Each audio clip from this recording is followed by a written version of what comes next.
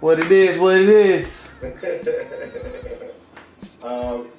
So you can see I mean, it's good to see you, both because it's been a minute. All right.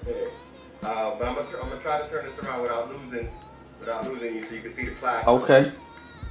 So hopefully we can do this. All right. Y'all see that?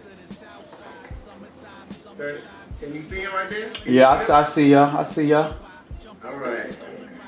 So hopefully you could hear me a bit. Yep. Want to give you an opportunity to kind of quickly introduce yourself to the class, and then we could jump into some Q&A. Okay. I was just watching the video of you. I love it. I think is that the title? Okay. All right. Keeping that in your kind of like your progression through, and kind of like a history lesson, if you will, as well of rap music, which I really appreciate for the first class. But again, an opportunity to say a little bit about yourself. Okay. Well, my government name is Caesar Gallardo, like Lamborghini, no affiliation. Still waiting on royalty checks for that. Artist name F.Cashflow. Basically, I got that name from a friend of mine, Snipe. One day we was coming back from the park, just doing a few things up there, and we just freestyling, and he kind of said the name, and as soon as he said it and I heard it, I was like, what you said?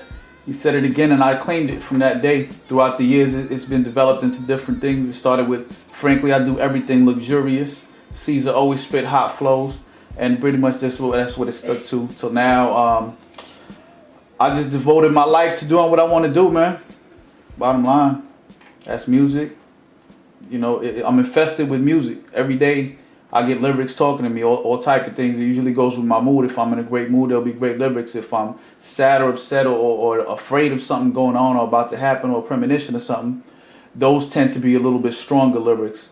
And I put those down as well, and I wait till I get a whole bunch together, and I go in the studio, book 5-6 hours at a time, and drop 9-10 songs, and that's what I've been doing pretty much my whole life. I'm gonna take it back just a little bit. So the Bronx gets a lot of play in terms of kind of being the home of hip hop, and rightfully so. But coming from Queens, I wanted to get a sense from you, as a child of the 80s and 90s, how kind of Queens hip hop, if you will, or hip hop in general in its earlier iterations, affected you. Does that make sense? Yeah, definitely. Hip hop had a big effect on my life. It actually got me kicked out of my house when I was 14. My stepfather, he was a Jehovah's Witness, and he came from Cuba in the Marien. That's when they let out all the prisoners. Anyway, he didn't speak no English, but he sure as hell knew all the curse words, and he found a Slick Rick tape, and he happened to put it in, and all he heard was all of Slick Rick's famous curse lines. I had to respond to that and wound up getting kicked out of the house due to Slick Rick. So that was the first major impact that it had on me. From there, once I was out of my house with my mom's, I moved in with my cousin in Brooklyn. I lived with my family, over in Queens, but Van Wyck. So I lived in a bunch of different places, and hip hop was always a strong force. It was a way that I could relate if I felt good, like I was a part of something, because I would hear artists talk about what I was going through, what I was living, and it kind of gave me a sense of belonging to something bigger than me. And so talk about your transition from Queens artist, New York City again, and how you rep that, but now you're in Orlando. Right.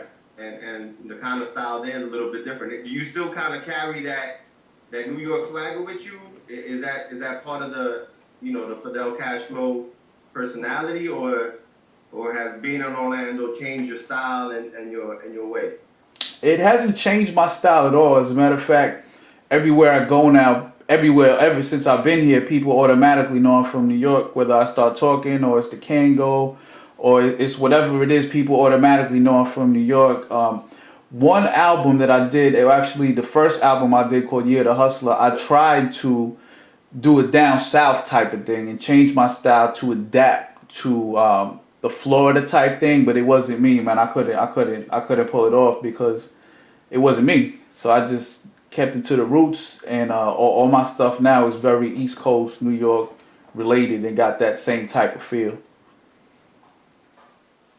I don't want to dominate the conversation. Any questions from the class? I could definitely continue to ask questions here, but Dad, they want to know how you know me. Oh man, that's Can't my. say too much. This is my class. We'll keep it rated PG. Lewis is actually an older brother to his younger brother Aniba, and I was in high school with Aniba, and me and Aniba went to the Navy together, fresh out of high school. So pretty much, that whole time, even before that, me and Aniba was really close. I know his whole family, his sister, his mom, his pops, and Lewis as well. And we spent a lot of time just hanging out, kicking it with each other. That's it. That's it. That was one. Just if you can, just make sure you introduce yourself from way back. So we got a question that's way back where.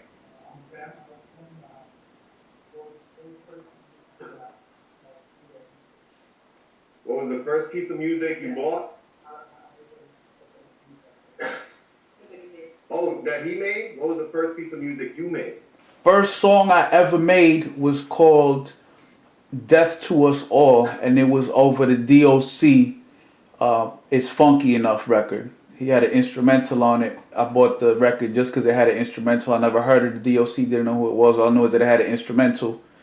I bought it, put it on my uncle's turntable, and me and my cousin would battle to it every day. And then I just wrote the first song to it. That was the first thing. I might have been like 12 or 13.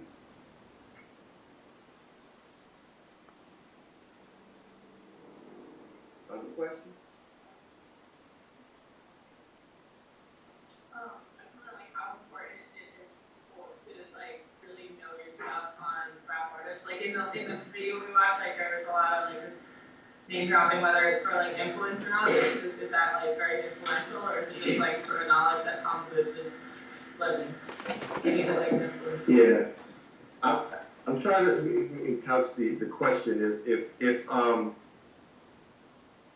like maybe spin a little bit, like how much respect could an artist get, or MC get, without understanding their own foundation? Is that important to being able to be a good MC, or can you just be like, look, I'm gonna dismiss everything from the past and just like, this is me and this is who I am, and that's that. So what do you think? I think it depends on really the age of the MC. Like nowadays, you got a whole new breed of MCs that are making it real big, making a lot of money that, for the most part, don't mention the old people or the roots of where it came from. Some people look at it like they're not paying respect. I don't necessarily see it like that. That's just not their era. So they don't know. Old school to them is Biggie and Pac. That's old school. Whereas old school to somebody like me is going to be like the Daddy Kanes, the G Raps, and things like that. So I don't have to mention them to get props and respect, but I do it to give props and show props to them. It makes me feel good talking about them. It reminds me of the roots where I came from, and it just brings back that time of my life, which was such a great time. See, a quick question. You just, in terms of naming artists, maybe to break it up, I don't know if I give you a top 3 or top 5, your top 3 favorites, and whether or not it's different from what you think the top 3 greatest are. And you can include yourself on that list, but my top favorite.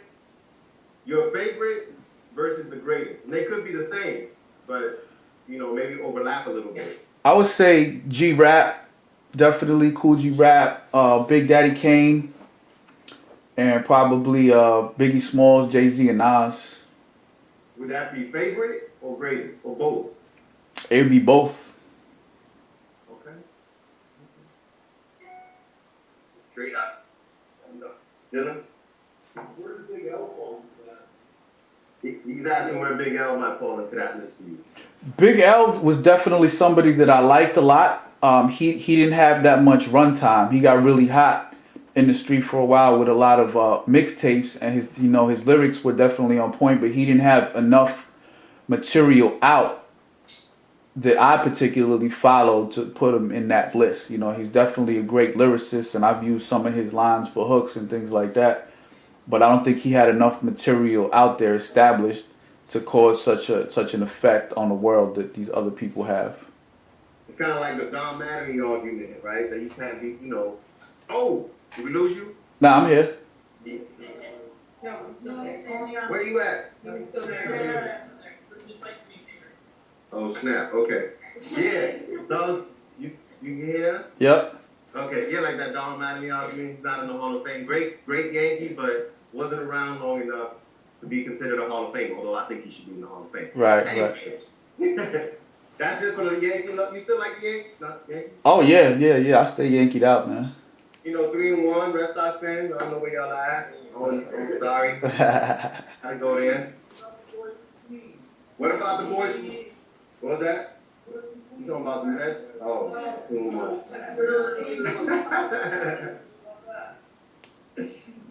We're gonna leave the Mets alone. I don't have anything. In fact, how do you promote your music? Promotion is one of the hardest things to do. What I've found the best thing that works for me is to help other people and get those people that you help and to help you in turn by helping themselves. What's given me the biggest push has been the magazine, Pure Cash Magazine. Because I promote other artists from all over the world on the site. They go ahead and promote the site because they own it. And I just happen to always be on the front page of it somewhere tied into there. I get their email addresses. I could contact them. So I established a pretty good network around the world of people wanting to work with me. And also, good music pretty much speaks for itself, as well as consistency. You can have artists that have a hot album or a hot mixtape, and you don't hear from them for 3 or 4 years. I've been consistent with at least 1 or 2 projects every year for the past 10 years. I don't just put out music to put it out. Any of my music that's out is going to be mixed well, mastered well. Put it in a CD, it's going to have the same volumes as anything that you pick up at Best Buy or Walmart.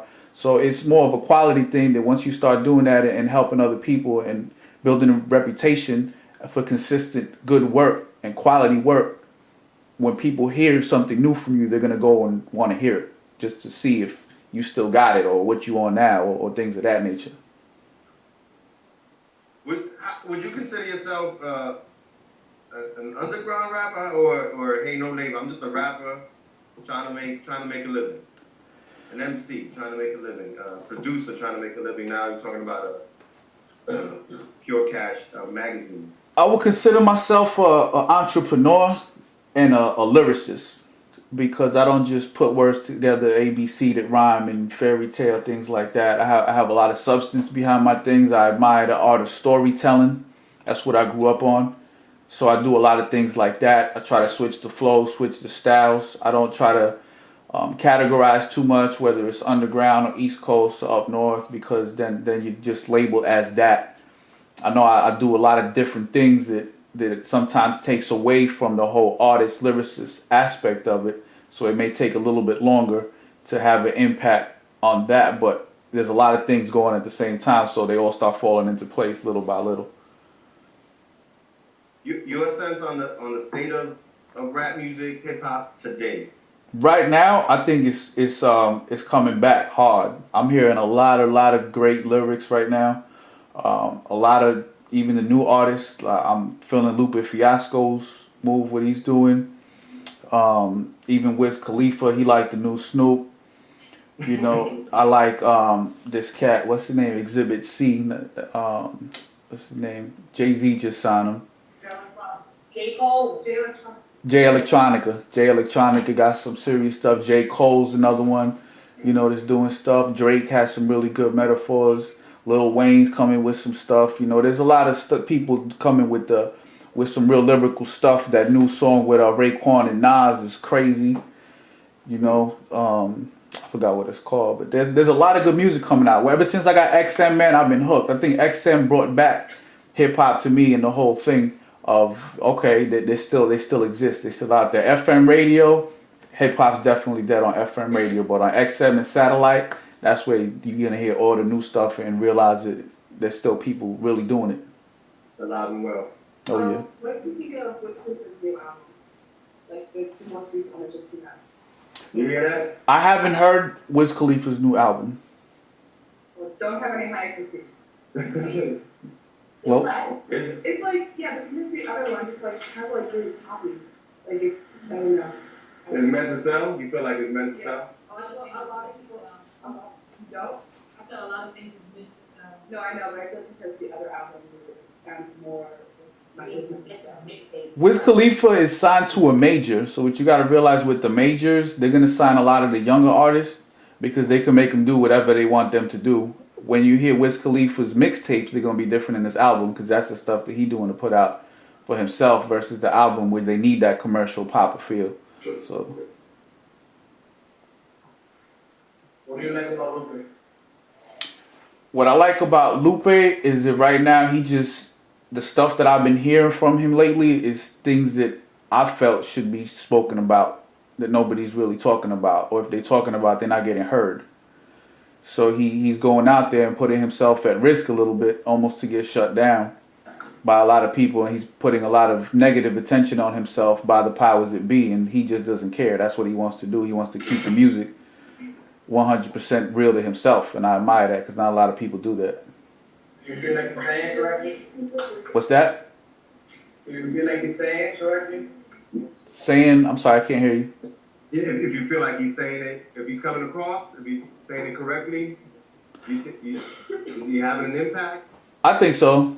I think he's definitely having an impact because he's in a different age range. So people of that age range that are going to be listening to Lupe aren't going to hear a lot of that from people in Lupe's age range. So he's definitely having an impact. People may not like it at first. People might be like, what the hell is this? What is he talking about? He's full of crap. But they still listening. So he's still penetrating and definitely having an impact. Here's a question, kind of coming up in the era that we did, I felt like that rap music, maybe Latinos weren't really well represented. Maybe, I think they're better represented now, or at least represented in some way, shape, or form. But women were certainly more represented, I think, in the 80s, early 90s, in ways that I'm not quite sure that they're represented or representing now. I want to get your take on women in hip hop and what you're seeing on your end. You talked about XM and maybe there's folks out there we're just not hearing anymore, because they're not on FM. And your sense of Latinos that are in the game.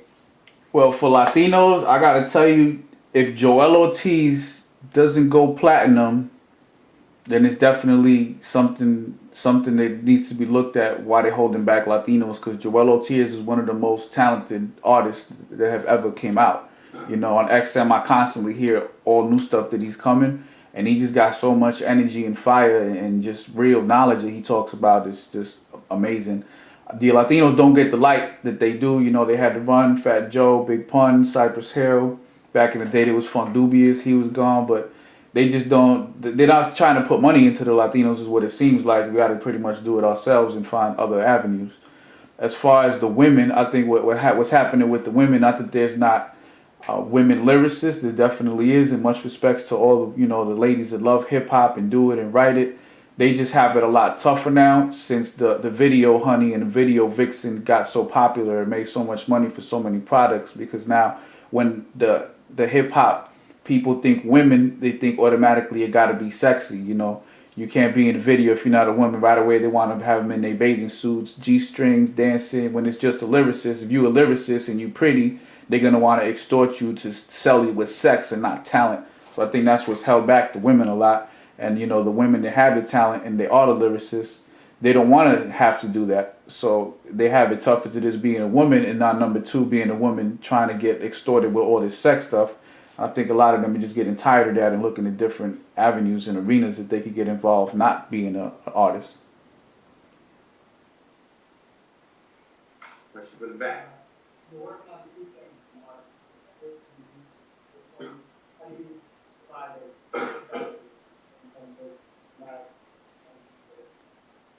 Were you able to hear that? Nah, I couldn't hear that. So the student is asking that you're working on two things. One is like the image, and the other is the music. And how do you balance those two things, or can you balance those two things? You could balance them. It's very hard. Actually, I would say within the past year and a half, I've probably went through the hardest time of my life when it came to image and it comes to image, because I'm a little bit older now and still in the game. So you got the whole thing where people start looking at you like, number one, you might be too old. But besides that, I got a 9-year-old son who's my number one fan and is also an artist, and he freestyles and he wants to put records out. So he's dissecting my music right now. And as a father, trying to do the right thing for his kid, and I know that I could teach him a lot through music. I want to teach him the right thing, so I have to be a little more critical on what I say and how I say it, and what kind of image I carry in myself. So it's definitely a hard thing to balance when you're considering other people, but it's a good thing, and it's helped me a lot. I call it growing pains. You got to go through the pain to grow, but I definitely felt a lot more growth in the past couple of years than I have way before that. What was that? How do you compare that to development? How do you compare your answer to developing artists? Any artists you have in mind?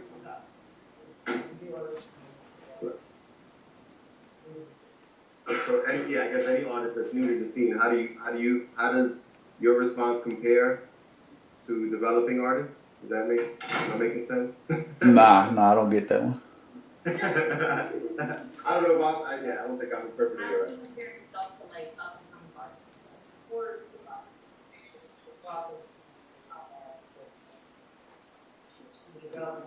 like how does a new artist balance that? Things compare that to themselves. Yeah.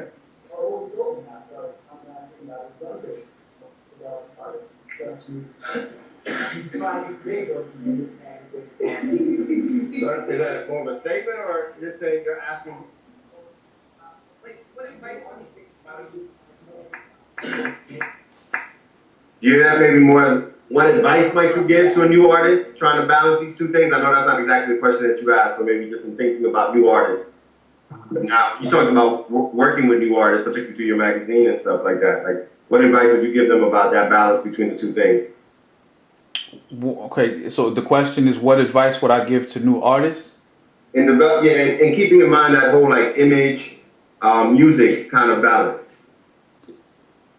I think they got to know why they're doing it, and whether they for the long run or just like a quick record. You know, some people just want to make a song, and they'll go in the studio and drop whatever and play it in their CD and burn 10 CDs for their friends, and it'll be a big laugh factory for a couple of weeks or months, and they're done.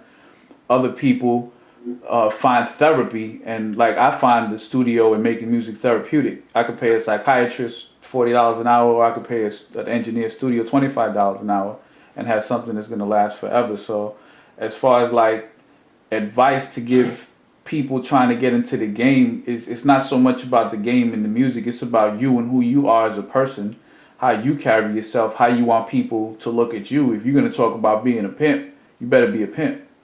You know what I'm saying? Otherwise, people going to look at you like you fake. Now more than ever, I think it's more important to be real than it ever was, because of all the social media and how infested everybody is with the public and how they want instant gratification. So whatever you're talking about, they want to see that this is what you're really doing.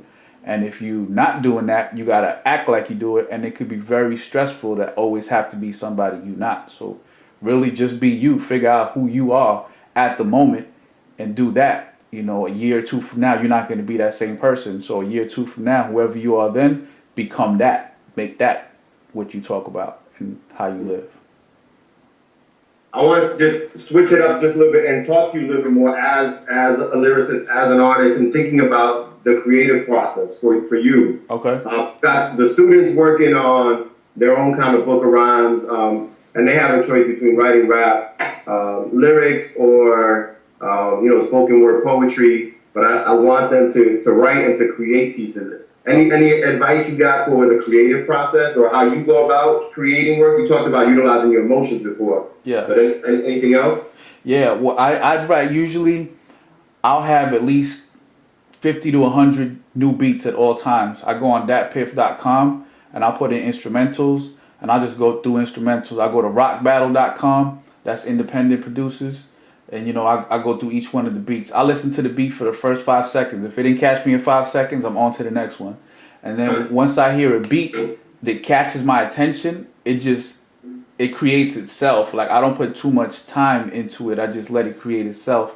Unless I'm geared towards a story, if I have an inspiration towards something, like I'm gonna write about, like for example, I got a song on my new album called Mary Jane, and the whole song is about Mary Jane, but I describe her like if she was a girl, and I talk about how I met her and why we had to break up. I got another song called Pretty Pussycat, where the storyline to that is talking about a girl that has a pretty pussycat, and it's really a cat, but it can have two different meanings. Songs like that. For real? Yeah. You gotta check it out. I'm gonna send you the links so you can check them out. I got a couple of videos for them, actually, animated videos. Oh man. We got a couple more minutes with you here. Any your own kind of distinction between like I was watching something like on freestyle artists, and there's freestyle like when you've got something in your head, kind of like a jazz riff, and then there's just freestyle straight up off dome where you're creating on the spot. Do you lean towards any one of those two styles when it comes to freestyling on your own end? Well, as far as me personally, freestyle to me is when you make it up on the spot as you go. There's a whole. And you grew up that way? Oh yeah, definitely. You care to kick a little something? Can you do that? Absolutely. Anytime, any place. I could talk about the girl I see right in front of me with the red shirt. She got a red shirt. I don't know if she got pants on or a skirt. She covered in her face. I can see her watch. I see the dude in the back. He got on a red hat. Matter of fact, somebody got a table right there. I see the backpack. Look to the left. My man in the front, white hat. He wearing glasses. I don't know if I could curse, so I'm not going to say nothing about no asses. But see, we could keep going all day. I could bring it back like if it was Friday. Get up on a whole different level. I keep it clean now. I try not to talk too much about metal. You see, I got a little 9-year-old, and he's really my heart. He try to do what he do, so I'm going to play my part. And that's being a dad, just like a mogul and entrepreneur. People never get enough. I'm one of those. I always want more. I love here being on Skype in front of a whole class. Because back in the days, I was in school, I could barely pass. But let me tell you, somehow, some way, I still always did. And I thank God to this day that I ain't never, ever do a bid. And we're going to keep the questions moving because I don't want to bore you too much. Such and such. Thank you. Zeke, anything you want to promote and kind of get out there to the class? There's an opportunity to do that. What's this class about? Like the topic of the class? This specific class, the class is rap and spoken word, but this specific class, we're actually talking about just kind of how hip hop has really kind of moved. It's the flag, the capital is still in New York, but it's obviously moved way beyond that. Okay. Okay. So that's what we're talking about today, which is why I think it's great to be talking to you both as kind of repping New York, but also being down in Orlando, things that you've seen there. So it's much appreciated. Okay, definitely. I would like everybody in the class, to definitely friend me on Facebook. It's facebook.com/purecash. Check out the website, purecashmagazine.com. I would also be happy to feature each and every one of you, whatever, for the project that you do at the end of the term or the class or whatever the project is. You can send me a little picture of yourself and the project. I'll go ahead and feature it on the site. Right now we're getting about 50 to 60,000 hits a month. So basically I just like to help y'all as much as you can. Remember the name, Fidel Cashflow. Check out my music, fidelcashflow.com. Being that you are serious about the music, you're going to listen to it a little bit more than other people. So I would appreciate any feedback, what you like, what you didn't like, what you would like to hear, anything like that at all. And I open myself to all comments and help and questions or advice or anything from anybody at any time. Anything that I can do to help y'all is helping me at the same time. So I'm here. Cool. So someone, if they were in the process of creating some rhymes, they might be able to write you and say what you think it is? Yeah, they could do that. If they want me to do on a song with them, all they got to do is send me the beat with an open 16. I'll jump on their track, send the vocals back. Yeah. I do that all day. I got collabs all over the world in Sweden. I got collabs with people in Germany. I don't even know what the hell they saying. And they hit me up. All right, brother. I want to thank you for your time, man. All right. And, it is It's been too long. Yes, sir. Brother C, man, it's good to see you, definitely. All right, you too. Oh, I lost you? Yeah. Yo, I see Peace you. out, brother. All right, Lou. Thank you, man. Thank you. All right, Lou, take it easy. Keep in touch. Love to the family. I'll give you some love. Thank you. Much respect. Props and love. Shout out to the family. Tell everybody I said what's up. I'll do that, brother. All right, peace. It's always great to be able to help, you know, the new people coming up, new artists, new MCs, new poets. Put myself out there, that's what it's about. PureCashMagazine.com. G-Rap was on the road to the riches. Big Daddy Kane and LL had all the chickens. Block was getting crazy hot. Everybody pushing rock. Channel 31, Ralph McDaniels, Music Box. Took the whole city on a trip to every club. Watching videos, that's when I fell in love. That's when I started writing rhymes so endlessly and realized that me and these beats had such chemistry. Ever since then, the music been my best friend.